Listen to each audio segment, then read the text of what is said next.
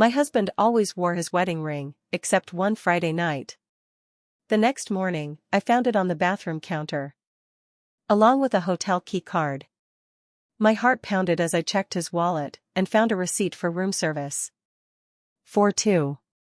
That night, I whispered, "Did you sleep well?" He nodded. Then I placed the key card on the table, and his hand started shaking. I'm 39. My husband, Mark, is 42. We've been married for 8 years. We live in Seattle, in a cozy house we bought together after our 3rd year of marriage. We don't have kids.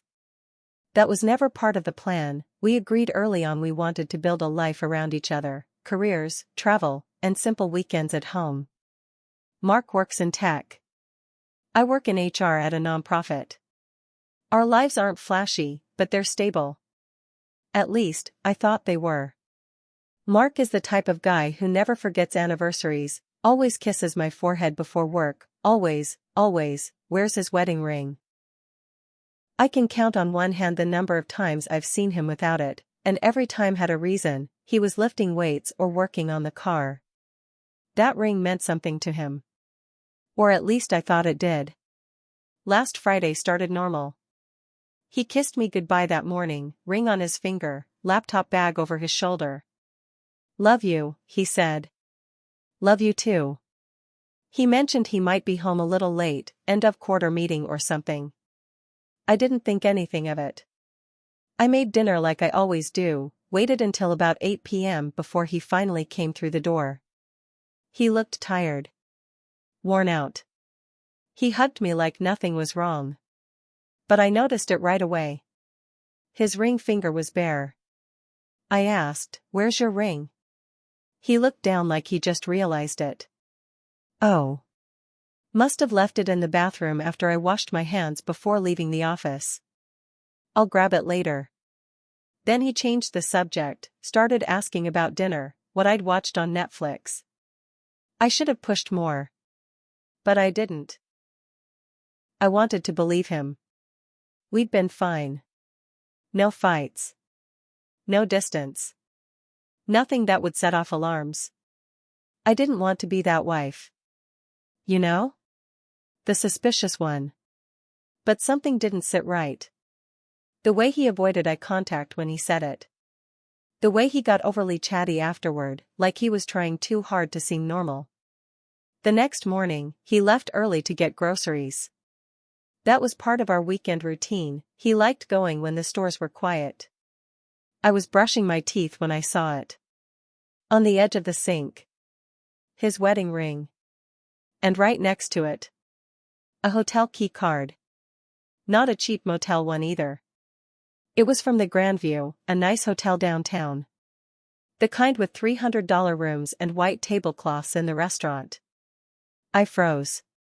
I just stood there for I don't know how long, staring at it. I felt like my body was buzzing. I wasn't angry yet. Just numb. Shocked. Why would Mark have a hotel key card? Why would it be in the bathroom next to his ring? I picked it up. Flipped it over. Room 509.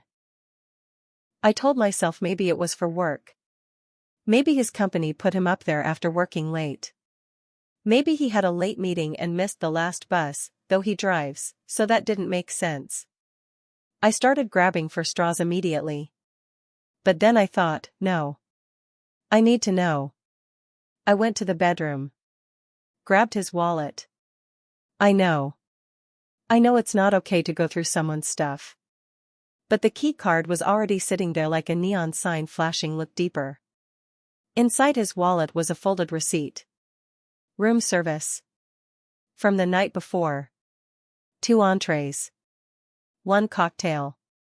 1 glass of white wine. Dessert for 2. Room 509. Grandview Hotel. April 1st. My hands were shaking. That's when the reality started sinking in. The late night. No ring. The key. The receipt. It wasn't a stretch anymore. My brain was connecting the dots faster than I could even process them.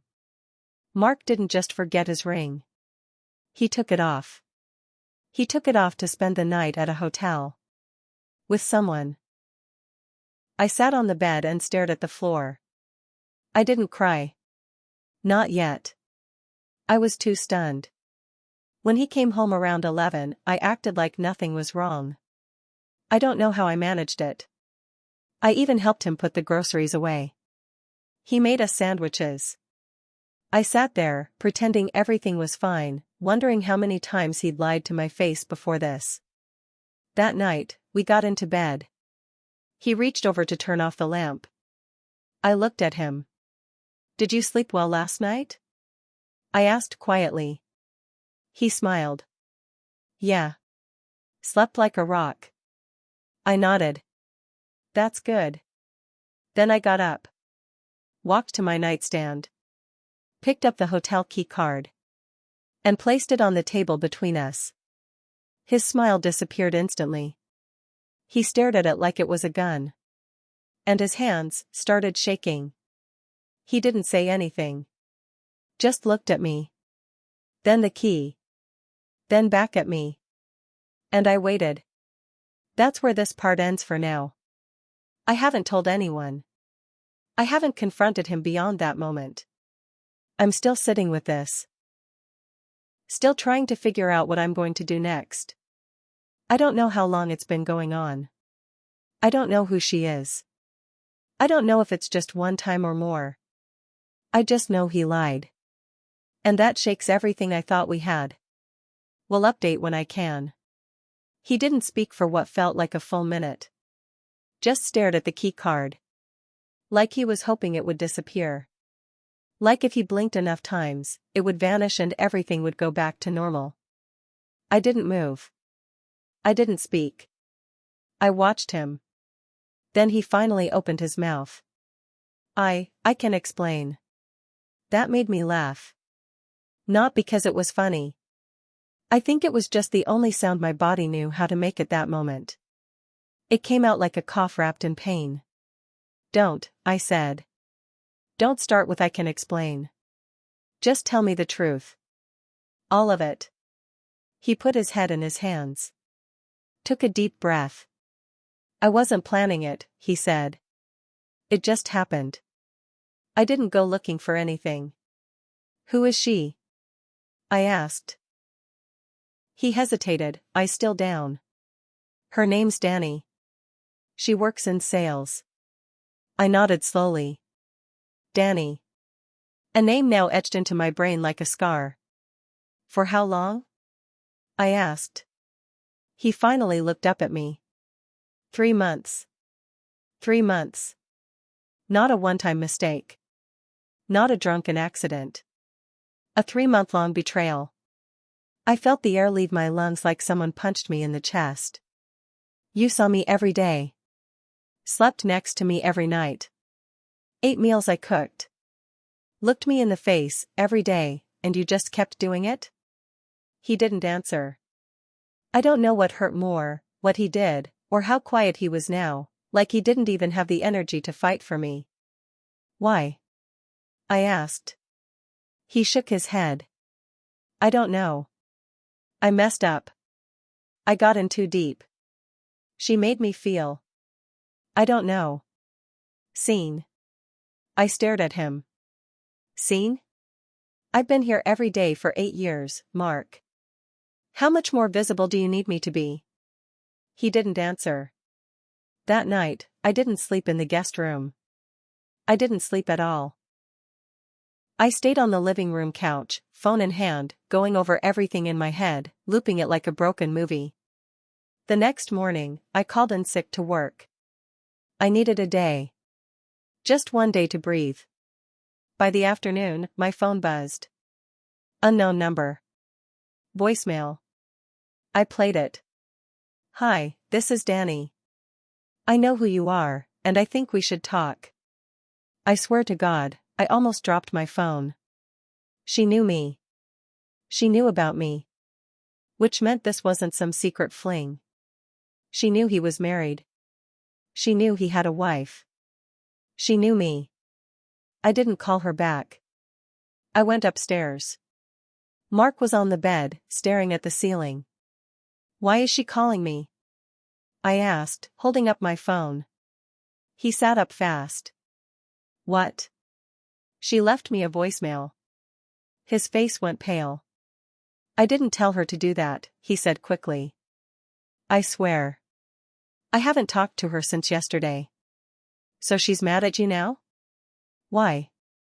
Did you break it off? Is she the one who wanted more and you just wanted a quick escape before I found out?" His silence was too loud. I walked out. I went for a long drive, windows down, music off. I drove all the way to Golden Gardens and just sat in the parking lot facing the water. When I finally looked at my phone again, I had another voicemail from Danny. "This one longer," she said, "and I'm not kidding, you deserve to know what really happened. He told me you were separated. He told me you were filing for divorce." I felt like my body was going to float away from itself. She thought he was separated. She thought I was the ex-wife. I called her back. Her voice was calm. Too calm. She told me everything. She met him at a conference. He said he was divorced. That he still wore his ring because the divorce wasn't finalized. That he lived alone. She said he took her to restaurants I'd never been to. They stayed at hotels. Went hiking at places he never wanted to go with me. She thought she was his girlfriend. When I told her the truth, she broke down crying. She didn't even know my name until 2 days ago when she saw a picture of us together on his phone that he forgot to hide. That's when she figured out he was lying. That's when she got my number. She said she'd already blocked him. Said she never would have touched him if she knew. I believe her. Because the details she gave me, they lined up. He was living a second life. Now I'm sitting here, 2 days after the truth fell into my lap, wondering how far this actually goes. Wondering what else he's hidden. I haven't spoken to him since yesterday. He's trying. He's texting. Calling. Leaving notes on the kitchen counter. But I don't know if I can ever look at him the same way again. I keep thinking back to every "I love you." Every forehead kiss. Every joke we made watching bad movies on Friday nights. And now I wonder, was it all fake? Was I the backup plan? I don't know how this ends yet. But I do know the man I married is not the man I thought he was. And now, I have to decide what to do with that. I stayed away from the house for a full day after talking to Danny. I told Mark I needed space, and I meant it. I stayed with my cousin, Amanda, who lives in Bellevue. I didn't tell her everything, just that Mark and I were going through something. I wasn't ready for the questions. I wasn't ready to say the words out loud. That night, I went through my photos. Not the recent ones, the old ones. I went all the way back to when we were dating. Scrolling, swiping, stopping at moments that used to feel happy. But something caught my eye. A picture I hadn't noticed in years. Mark at a restaurant in Capitol Hill. A place called Amara's. He was smiling. Holding up a cocktail. The weird thing was, I never went to Amara's with him. I remembered asking once, and he told me it was too noisy and overpriced. He hated that kind of place. But there he was. At Amara's. Smiling. I zoomed in. In the mirror behind him, a woman's reflection. Long black hair. She was reaching for a drink. That photo was from 4 years ago. 4. Not 3 months. 4 years. I suddenly couldn't breathe. My chest tightened. My hands went cold. I opened my laptop and logged into our old iCloud photo album, one we used to share when we traveled. I hadn't checked it in forever. I don't think he remembered it was still syncing. Hundreds of pictures. Scattered between our vacations and birthdays were random photos he took. Office shots. Buildings. Lunches. And then, a folder I didn't create. South Trip 2019. I opened it. 32 photos. Different cities. Different hotels. Different women. Not just Danny. Not just one. There was a blonde woman laughing at brunch. A redhead at a hotel pool. A selfie in bed with a woman holding his shirt. He didn't just cheat once. He had a whole damn system. I stared at the screen, heart pounding in my ears, bile rising in my throat. I called Amanda in from the kitchen and just showed her the screen. She didn't say anything for a second. Just put her hand on my back. Okay, she said. You're not going back there tonight. I nodded, silent. That night, I couldn't sleep again. Around 2 a.m., my phone buzzed. A text from Mark. I need to talk to you. In person. I know there's more I need to tell you. I didn't reply. The next day, I went home. I needed clothes. Mail. Closure. Something. When I got there, Mark was in the kitchen. Pale. Eyes red. You looked through the photos, he said quietly. I nodded. I was going to tell you. Don't, I snapped. Don't insult me by saying that now. He leaned on the counter, like he could barely stand. There's something else, he said. Something you should know. I laughed bitterly. What? That Danny wasn't the only one? That this has been going on for 4 years? Because I figured that out all by myself. He shook his head. No. I mean, yes. But there's something else. I stared at him. I got Danny pregnant, he said. The words hit me like a brick to the chest. She miscarried 2 weeks ago. I was with her at the hospital. That's why I wasn't wearing the ring that night. She didn't want to see it. My jaw clenched. You got her pregnant? I repeated, just to hear it out loud. You were building a family with someone else while pretending I was your whole world? He nodded slowly. She wanted to keep it. She thought I'd leave you. I told her I would. I didn't mean it. I panicked. I was juggling everything, lying to both of you, and it got out of control. And if she hadn't miscarried? I asked. Would you have left me? Or just continued the circus? He didn't answer. I walked past him, grabbed a box from the hall closet, and started packing. I'm done here, Mark, I said. I'll come back for the rest another time. You're not even going to let me explain? You did explain, I said. Too late. And too much. As I closed the door behind me, I heard him sobbing in the kitchen. But I didn't stop walking. What I didn't tell him yet, what I hadn't told anyone, is that I'd already contacted a lawyer. And the lawyer had found something I hadn't even thought to look for. An offshore account. In his name. And a second phone line. This wasn't just cheating. This was planned. He had an entire world I never knew about. And I was just beginning to see how deep it went. 3 days later, it all exploded.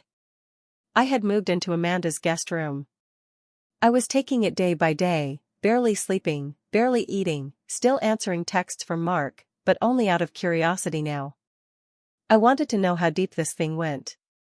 Every time I thought I knew the worst of it, another layer peeled back. That lawyer? She found 2 things that made everything else feel like background noise. First, the offshore account had over $30,000 in it. Second, the second phone line had been active for over 6 years. 6 years of texts, call logs, voice messages, many of them to a number saved as CM. It wasn't Danny. It was another woman. I asked the lawyer to help me pull those records legally. I needed proof. And I got it. This wasn't a series of affairs. This was a double life. And on Saturday morning, I decided to end it publicly. Mark's sister, Grace, was having her birthday brunch at a restaurant downtown. Yes, she still wanted me to come, even after everything. She didn't know all the details, just that Mark and I were separated and working through something. She begged me to show up for her. Said it would mean a lot. So I did. And I brought a folder with me. He was already seated when I arrived. Polished. Smiling. Wearing his ring again, like it could patch everything up. Everyone stood to hug me. He tried to pull me in, but I stepped around him and smiled politely. Nice to see everyone, I said. We all sat. Small talk buzzed around like white noise. Mark kept glancing at me. I didn't speak to him once. Not until the food arrived. That's when I stood. I'm sorry, I said, but I need to say something before we dig in. Mark's eyes went wide. Now's not, it is, I interrupted. I opened the folder and pulled out the printouts. This, I said, holding up the receipt, is from the Grandview Hotel. Room 509. Room service for 2. This was from the night Mark told me he was working late. His sister gasped. This, I held up the phone logs, is from a second phone line registered under Mark's name. It's been active for 6 years. These are daily texts and calls to someone named CM. Grace whispered, oh my God. I kept going. And this, I held up the offshore account document, is a bank account Mark's been hiding from me. Over $30,000 stashed away, while telling me we couldn't afford a trip to my niece's graduation. Mark stood up, face pale. What are you doing? What you never had the courage to do, I said. Telling the truth.